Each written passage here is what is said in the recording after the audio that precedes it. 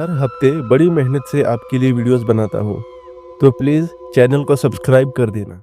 उस गांव में वापस जाना मेरी सबसे बड़ी गलती थी और उसकी सजा मैं आज तक भुगत रहा हूँ।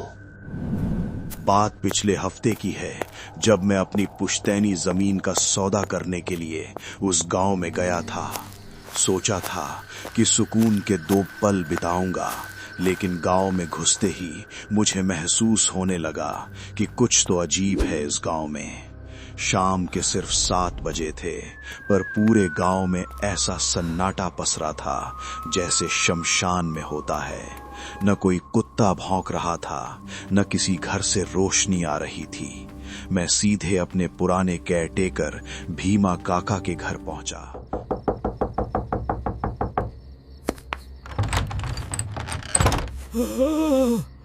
अरे छोटे मालिक, आप यहाँ क्यों आए? मैंने खत में लिखा था ना कि इस जमीन को भूल जाओ, फिर आप यहाँ क्यों आए हो? चले जाइए यहाँ से। भीमा काका, आपने ऐसा क्या देख लिया इस गांव में जो अपनी ही जमीन से मुझे भगा रहे हो? मैं कोई मेहमान नहीं हूं, मैं इसी गांव पर हूं। पिछले 1 महीने से गांव के लोग रातों रात गायब हो रहे हैं और अगले दिन उनकी लाशें जंगल में मिलती है मालिक।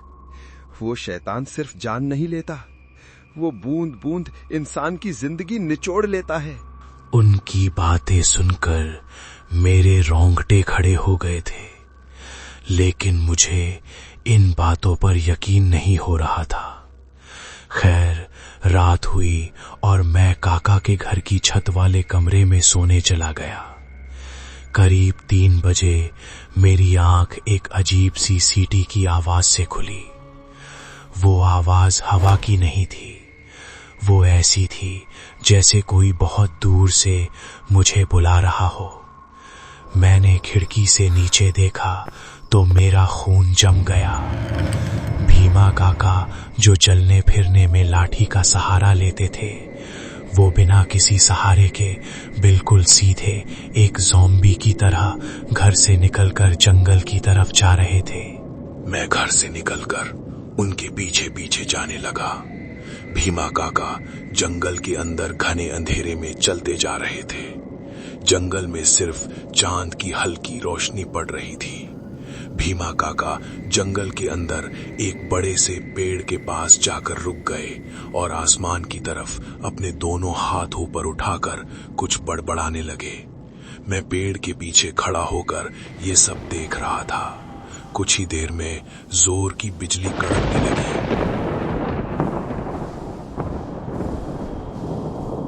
तेज हवा चलने लगी और मेरे आंखों के सामने एक तेज बिजली चमकी और मैंने जैसे ही दोबारा उस पेड़ के पास देखा तो भीमा काका के ठीक सामने एक शैतान खड़ा था। लेकिन भीमा काका बिल्कुल शांत उसके सामने खड़े थे।